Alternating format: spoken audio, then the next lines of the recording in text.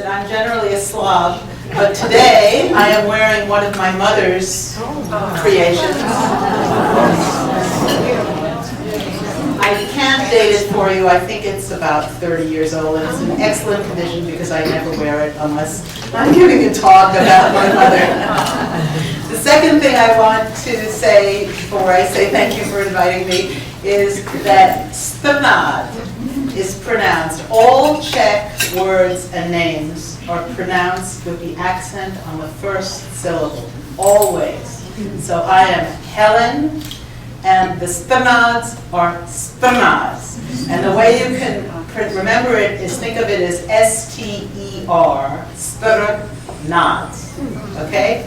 Now, thank you for giving me the opportunity to speak here in conjunction with your wonderful exhibit on Hedy Spanad. Hedy was born in 1899, which places her almost halfway in age between my grandmother, Peppy, who you'll see, who was born in 1882, and my mother, Francie, who you see here, who was born in 1920. This is an intensely personal topic for me, inspiring at times, and also very sad. So you may want to get out your tissues, and I forgot mine. So if anybody has a tissue for me, I'll be okay through at least 50% of it, but I have a feeling when we get to the war, it'll be difficult. So, what you're looking at is a slide of my mother from 1948.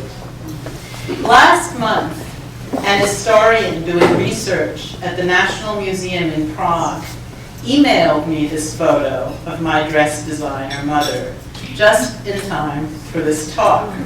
I had never seen this photograph before.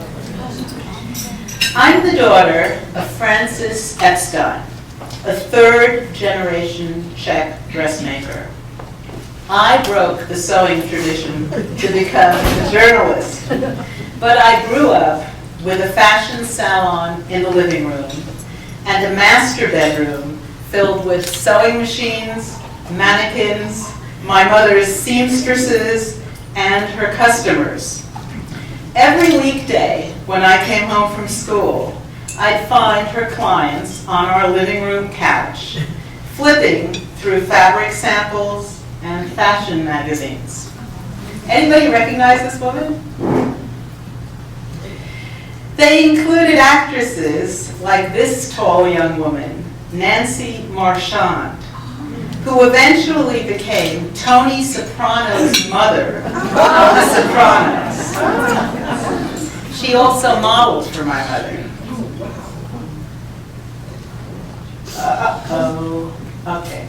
Anybody recognize this woman? Another one of my mother's customers was Vivian Vance, who was I Love Lucy's next door neighbor. My mother's customers, like my grandmother's customers in Prague, included artists, actresses, and the wives of famous men. Some of the wives of famous men I found on the couch were Mrs. Frank Sinatra, one of the Mrs. Frank Sinatras, and the first Mrs. Donald Trump. Some of them became my mother's good friends. Some of them drove her crazy. But for at least a decade, when I was a child, my family depended on their ordering clothes. My father was unemployed for a decade, and my mother was the breadwinner. Our family depended on her business savvy, her tact, her intuition, and her ability to persuade women that she knew how to dress. In 1989, when she was 69 and I was 41, my mother died. That's when I decided to research the dressmakers in my family and their history in Central Europe. I wrote the book, Where She Came From, A Daughter's Search for Her Mother's History, that traces that history through 3 generations of dressmakers in my family. Jewish designers like Diane von Furstenberg and Donna Karan or the latest in a very old tradition. Making clothes is one of the oldest of women's occupations, and one of the very few that have always been open to Jews. My mother Frances, my grandmother Pepi, and my great-grandmother Teresa all supported themselves, and sometimes their husbands and families, by making clothes. They, like Hedy Spanat, lived in what is now the Czech Republic and what was then the center of the Austro-Hungarian Empire. In the Austro-Hungarian Empire, at about the time of the Civil War in the United States, freed by new laws, Jews began to migrate from rural areas into the cities. For the first time, single women migrated in large numbers as well. Those of you who read, do I have an extra slide here? No. Those of you who read Charlotte Bronte's 19th century novel, Jane Eyre, may remember what she declares when she flees Mr. Rochester's house. I will be a dressmaker. I will be a plain work woman. I will be a servant, a nurse girl, if I can be no better. Jewish women leaving their villages and small towns 20 years after Jane Eyre was written had even fewer options than Jane Eyre. A Jewish woman could not hope to be a governess in a Christian household, and almost no Jewish household would employ a female tutor. Teaching school was unavailable. Postal service, railway, and clerical jobs were restricted to men. Sewing was one of the only options, and my great-grandmother Teresa took it in 1868 when she left this village, this town of Brnice in Moravia, for the closest city of Iglau. Teresa began working in Iglau as a seamstress for a Jewish woman named Mrs. Zelenkova. 9 other young women also worked, slept, and took their meals in her home. Mrs. Zelenkova catered to the tastes of a rising middle class of women who no longer sewed themselves, but as women of leisure could have their clothes sewn for them. The city, then and now, was a place to find a mate. Records show that around the corner in Iglau lived a married man named Joachim Saxo, who had a younger, unmarried brother. On April 4th, 1872, my great-grandmother Teresa was married to that brother, a peddler named Judah Saxo. This is the cover of a book about Bohemian Jews who live in small villages in Moravia and Bohemia. Judah was a peddler. He was 31 and Teresa was 26 when they moved to Vienna. Many Jewish peddlers went on to start dry goods stores in Europe and North America. My great-grandfather did not. He and Teresa lived in terrible poverty and had 4 children. The youngest was my grandmother Josefa, or Pepi. The year Pepi was 9, in 1891, both her mother and father died. Her older siblings were farmed out to various relatives. Pepi herself was adopted by her father's pious sister, Aunt Rosa, who ran a used clothing store in the small Jewish street of the small city of Kolín, which is about an hour east of Prague. Rosa taught Pepi to repair and sew clothes. When she finished school at age 14, it was clear that Pepi would become a seamstress. Aunt Rosa secured an apprenticeship for her niece at Palais Zwieback, a fancy department store in Vienna that had been founded by a Hungarian cloth merchant. By the end of the 19th century, that's Palais Zwieback in Vienna.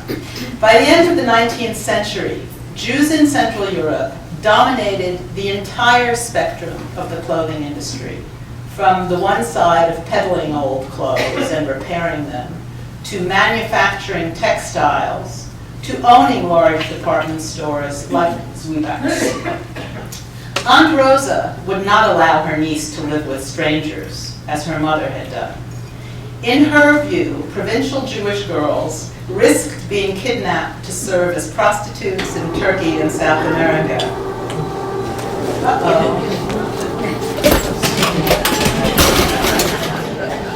Perfect timing, kidnapped.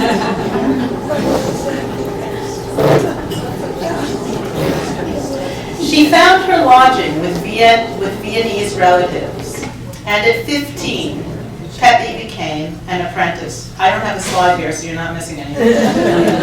Peppy worked 12 hours a day, 6 days a week, hauling 20-pound irons, and barely catching a glimpse of the customers in the fitting rooms at Zwieback's.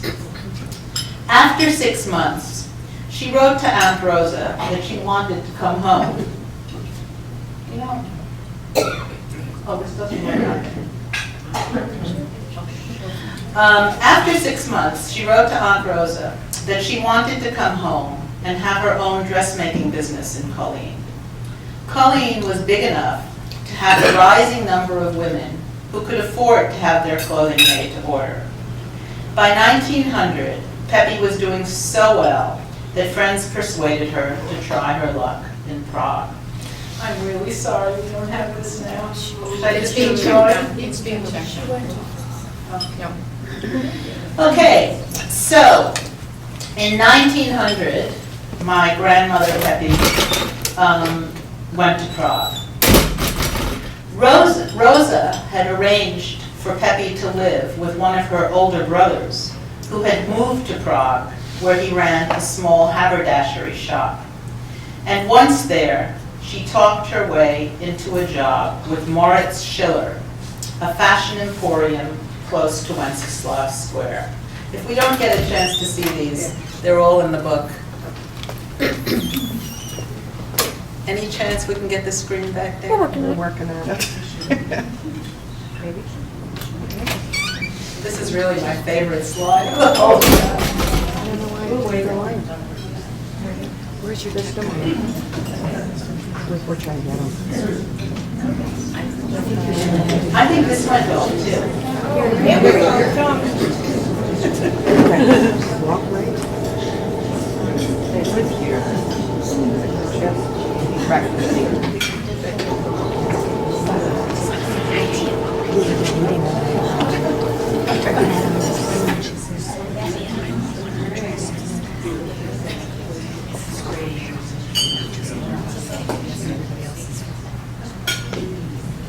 Thank you. Okay. Here we go. That's my favorite slide. Okay, so that is my grandmother just before 1900. That's before she moved to Flash and Play. She's still a provincial girl from Colleen working in an old clothing store. And she comes to Prague in 1900, and she stands in front of the plate glass window of Schiller's shop. This is an advertisement for Schiller's that a friend of mine, a French friend of mine, picked up by total coincidence when she was in Prague, not knowing that my grandmother worked there. Mr. Schiller was familiar with the Drausige, or the quote, folks out there, as Prague Jews called their rural cousins. Peppy could sew. She spoke German, Czech, and some Yiddish. She was tactful, practical, and calm. Mr. Schiller, who I suspect was a bit like Professor Higgins, taught Peppy how to run a salon, deal with suppliers, fit customers, manage seamstresses, buy and sell. She was a good student, and by 1906, she was traveling to Vienna and Paris with him to see the fashion shows and bring home what she liked. And eventually, she was transformed into looking like this. A dressmaker's life was then rarely described in literature. She was regarded neither as a businesswoman nor as an artist, certainly not as a professional. If unmarried, she was portrayed as a female who provided free sex in exchange for romantic attention. The notion that such a woman could take pride in her work and not want to marry was still absurd.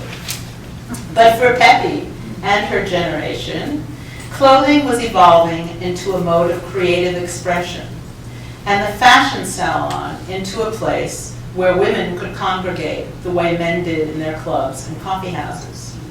For the women who made clothes, the salon was a rare institution that allowed them to acquire expertise and authority at a time when few women had authority over anything. Along with the convent, the brothel, the birthing room, and the all-girls school, the salon and the all-girls school were just starting to be established then. The salon was a feminine realm where women could converse about what interested them. By the time the First World War began in 1914, Pepe was living in a Prague boarding house where she met my grandfather, an electrical engineer, and a bachelor named Emil Raminek. They were a dual career couple who traveled together but lived apart until they married in 1919. Then, prompted by my feminist grandfather, in 1920, she gave birth to my mother, Francie. So Hedy Sternad would have been 11 at this time, just to give you a context. During the pre-war 1920s and early 1930s, Pepe was a busy working wife and mother. By then, haute couture was established in Prague. The two most prominent Prague salons, Rosenbaum and Hanna Podolska, had been founded right in the middle of the First World War. And there were many, like my grandmother's salon, that employed anywhere from 2 to 20 seamstresses. These, quote, little-known dressmakers, wrote Kafka's friend, the famous journalist Milena Jesenska, were technically just as adept as Paris designers, and their prices were 1/10 of what one of their Parisian dresses cost. Now this is a very, very unusual slide that you're looking at for me, because these are two dresses from April 1927 that were apparently designed by my grandmother. They were found by a fashion curator named Eva Uchalova, who I've recommended to the museum here as a consultant. She used to work at the Prague Museum of Decorative Arts, and she found not only this picture, but you will now see an advertisement for my grandmother's salon in the next picture. This newspaper feature was probably planted by someone doing an early version of PR for my grandmother. She was lucky because, according to Eva, there were more than 6,000 seamstresses and tailors in Prague at the time. By the 1920s, photography and film had democratized the way fashion moved through society. Dozens of international fashion magazines, as well as local Prague magazines, reproduced the clothes that movie stars wore. Some clients now arrived at the salon with photographs of clothes they wanted copied. They took their cues from flappers, pulled their hats to their eyebrows, flattened their breasts with cummerbunds, and wore flesh-colored stockings that made their legs look naked. Here's an advertisement for my grandmother's salon from the magazine Modní Revue. So down at the bottom, I don't know whether you can see it, there's like a banner, and it says Maison Weigart, Prague, Spalina, 53. So Weigart was my grandmother's first married name before she married the engineer. That's a long story that you can read about. And so that's what the advertisements for those salons looked like at the time. After 1929, when the American stock market crashed and a worldwide depression began, Emil's company began to lose money. In 1934, it went bankrupt, but Salon Weigart kept doing well, and my grandmother became the breadwinner of the family. Prague women, who were German, Czech, Jewish, Actresses, opera singers, society wives continued to buy expensive clothes through the worst of the Depression. They also continued to buy clothes as Nazism began to rise through the 1930s. Thousands of German refugees poured into Prague. Emil, who had once regarded the salon as his feminist indulgence, was now dependent on its income. He became Salon Weigart's bookkeeper, and my mother, Francie, its informal apprentice. Francie loved the glamour of the salon and soon became more interested in studying dress design than in going to her academic high school. In 1936, when she was 16, she dropped out. Peppy had left school at 14 to become a seamstress, and her daughter was following in her footsteps. But now, Francie's approach to fashion, as well as her expectations for work, were very different from her mother's. She and her best friend Helena, shown on this slide, were sophisticated Prague girls. They modeled the salon's dresses at the parties they attended and the cafes where they went to tea dances. And the dress that you see there was one of my grandmother's designs. For Peppy, fashion had been her only means of earning a respectable living. But for my mother, Francie, fashion was a calling. She had role models, such as Coco Chanel, who ran a fashion empire. But more impressive to my mother was viewed as an artist. My mother studied illustration as well as English. She had already gone to French and German schools and spoke those languages fluently as well as Czech. By 1937, at 17, Francie was also in love with a Jewish refugee from Germany studying architecture in Prague. That's a story, how I got that photograph. The plan was to finish her training in Paris, but that didn't happen. In March of 1938, Hitler annexed Austria. Thousands of Austrian refugees now streamed into Prague. Like the German refugees 5 years earlier, they told stories of beatings, suicides, and arrests. But the vast majority of Czech Jews had faith in their democracy. When her architecture student left for America, Francie was brokenhearted, but didn't fear for her life. During that last normal summer of 1938, the salon still offered an escape from reality. Peppy was slowing down and handing over more and more responsibility to her daughter. But that September of 1938, the Munich Pact allowed Hitler to annex the Sudetenland, the northwestern part of Czechoslovakia. And this is where this exhibit dovetails with my parents' story, because the Stanads' ancestry was in the northwestern part of Czechoslovakia, which was the Sudetenland. In November of 1938, so the Munich Pact was end of September of 38. In November was Kristallnacht. After Kristallnacht, thousands more refugees arrived in Prague. But even with the Nazis on their doorstep, take a look at that map. You see where Prague is, and you see where this, well, yeah, you do see where Prague is. It's very, very close to the Sudetenland, right? It's, you don't know how many miles that is, but I would say that's not more than an hour and a half by car. Even with the Nazis on their doorstep, Prague Jews refused to believe that what happened in Vienna and Berlin and the Sudetenland could happen to them. Although that's when you have your first letters from Mr. Stannard to Milwaukee. Then, in March of 1939, when Francie turned 19, the German army marched into Prague. So basically, the deep purple becomes part of Germany.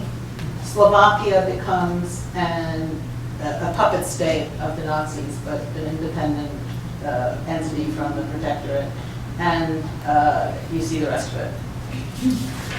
In May, so we're still in 1939, in May of 1939, A young, cordial German officer came to the salon and told my mother that under a program called Aryanization, Jews could no longer own businesses. After figuring out that he couldn't take it over himself, he advised Francie to sell it to an employee who would become the pro forma owner. Their employee, Marie, would now be called Miss Marie and pay my mother and my grandmother salary. In September 1939, Hitler invaded Poland and the Allies declared war. It became illegal for Jews to go to movies, museums, swimming pools or parks, to live where they wished, to work. In 1941, they had to wear a yellow star. It became dangerous for non-Jews to harbor Jews, and Miss Marie refused to keep my 57-year-old grandmother on the premises any longer. My mother began to bike to her former salon with a shoulder bag covering the Jewish star.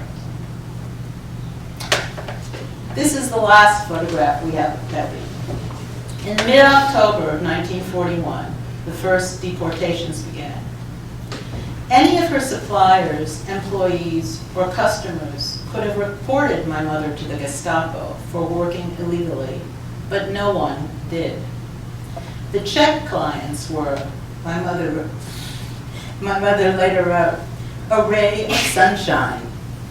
They kept Marie aware that I was the reason they kept coming to Salon Weigert. They kept up my faith in the human race. Those Czech customers, by the way, are responsible for my being able to show you these photographs because they hid them during the war. Pepe, Emil, and Francie were all deported to the Terezin ghetto, 1 hour west of Prague in September of 1942. Hetty and Paul Stannat had already been deported to Terezin and transported out of it the previous April to the Warsaw ghetto. Like the Stannats, who had arrived in Terezin the previous February and were transported to Warsaw in April, my grandparents were transported east. My mother, who was an only child, went into shock after their separation. Assigned to work in one of Terezin's warehouses for the dying, surrounded by people of her parents' generation, she could not stop crying. She worked there 1 week when the former owner of a large Prague salon, who now ran one of the camp's clothing workshops, requisitioned my mother. The familiar routines of stitching together clothing probably saved my mother's sanity and physical health. The 10-hour-a-day work shifts indoors were easy compared to other work. Over the course of 1943, while thousands of people arrived in Terezin and were transported east, my mother, Francie, sewed. After hours, as she would in the camps she was later sent to, she earned chunks of salami and cigarettes for repairing other prisoners' clothes or converting blankets into skirts and coats. In retrospect, inhuman as the conditions were, my mother felt lucky to have been kept in Terezin for so long. On May 18, 1944, my mother was sent to Auschwitz. There, new arrivals were selected for barracks by the block elders, and she was chosen by a woman named Renee, for whom she had sewn clothes in Terezin.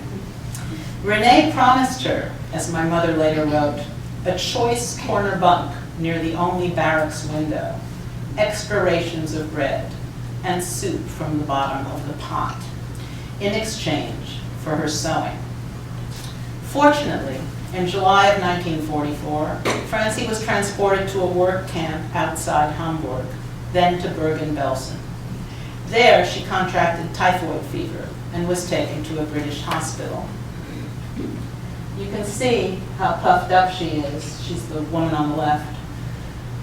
In this photo, taken with her cousin Kitty on the right and a British soldier. That was taken shortly after liberation, maybe 2 months after liberation.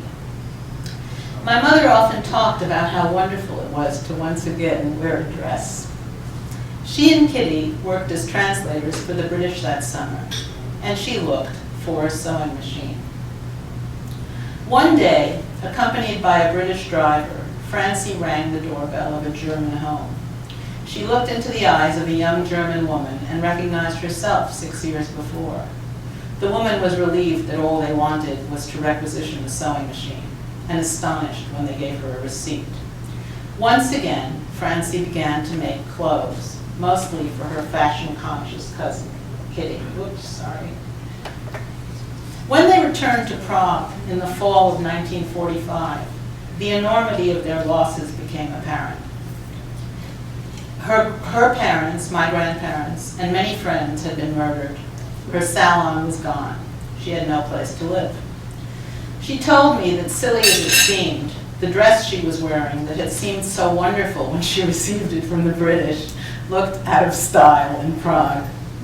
When Francie looked up Miss Marie, her former employee, Marie said she had put the salon Weigert furniture, mirrors, sewing machines, and mannequins in storage to avoid any charges of having enriched herself with Jewish property.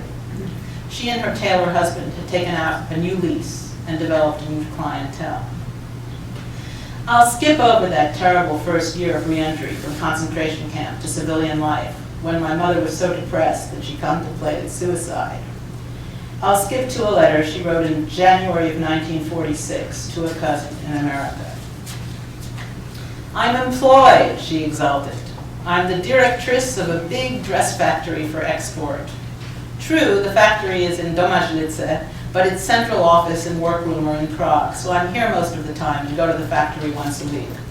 I have a salary good enough to live fairly well. I don't think I could earn more on my own, not to speak of the worries I'd have being an employer.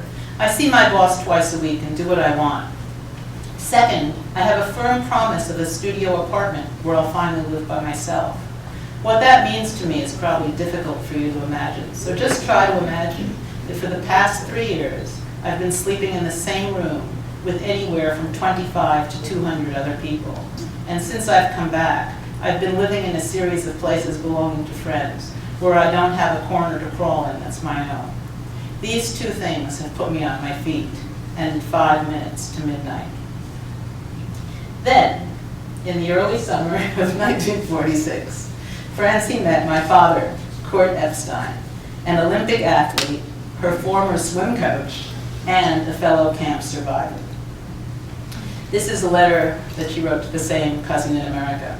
"Dear Peter, I'm writing to let you know that I've gotten engaged. It all happened very quickly, actually all in 1 week. But the final result is that I'm getting married, and that for the first time in my life, I'm really happy. His name is Kurt Epstein. He's 42 years old, a head taller than I am, and very good looking. He's a well-known athlete, a swimmer, and related to the Peček family. That was a very big deal. The Pečeks were like the Rothschilds of Czechoslovakia. Very rich. I've known him since I was 12, when he was our trainer at the swim club. And I hated him with all my heart, too accustomed to bad luck to be able to grasp that happiness is something I also have a right to. Lots of love, Francie." Kitty, her cousin, was delighted that Francie had found a steady guy. She begged Francie not to let him get away. But other friends thought she was making a mistake. They thought Kurt Epstein was something of a dinosaur crossed with a Puritan. He was a jock and a hick who came from outside Prague, who fell asleep when Francie took him to concerts or the opera. He spoke no languages other than Czech. His sports reputation, they said, would not travel. It was obvious that he had no street smarts at all. If they emigrated, her friend Helena thought, Francie would have to support the family. They moved into a beautiful apartment building in Wenceslaus Square. How many of you have been in Prague? Well, that's right in Wenceslaus Square. There's a cafeteria. The National Museum is at the top of the hill, and this is on the left side, on the bottom of the hill. The building is still there. It's still very nice. This is the apartment building where my mother bought new equipment, hired new seamstresses, and reestablished her salon. Many of the customers she and her mother had as their clientele reappeared at their door to have their clothes made. I was born in November of 1947, and they were planning to bring me up in that apartment. Then, there was a communist takeover. My father watched from the windows overlooking that square as the demonstrators marched, and he said in the family mythology, "These are Nazis in a different color uniform. We're leaving in our bathing suits if we have to." My leftist mother did not want to emigrate, especially since she had just reestablished her salon and she was breastfeeding me, who was then 3 months old. But my father prevailed. That July, my parents and I arrived in New York City. 3 weeks after our arrival, her Czech gynecologist, who had also emigrated from Prague, called to tell my mother that he had a client for her. The Czech soprano, Jarmila Novotná, was singing at the Metropolitan Opera and needed a dress. We were still living in a hotel, but my mother went out and bought a sewing machine. As her best friend Helena had predicted, my mother had to support the family. My parents had thought that my father would find a job as a water polo coach, not realizing, of course, that in Manhattan, nobody played water polo. My father did not find a steady job until the 1960s. And when he did, it was as a cutter at the other end of the clothing business in New York City's garment center. Like my grandfather, Emil, Kurt became the bookkeeper for Francie's salon. They eventually had 2 more children in the United States, both boys. Eventually, my parents were able to live a comfortable middle-class life and gave to all of us a love of sports and the outdoors and a love of fashion and the arts. Kurt died in 1975 at the age of 71, leaving my 55-year-old mother a widow. Francie coped as she had always coped. She worked. She sewed until the day she died of a stroke on the first day of Seder, 1989. She was 69 years old. I got through it. Thank you.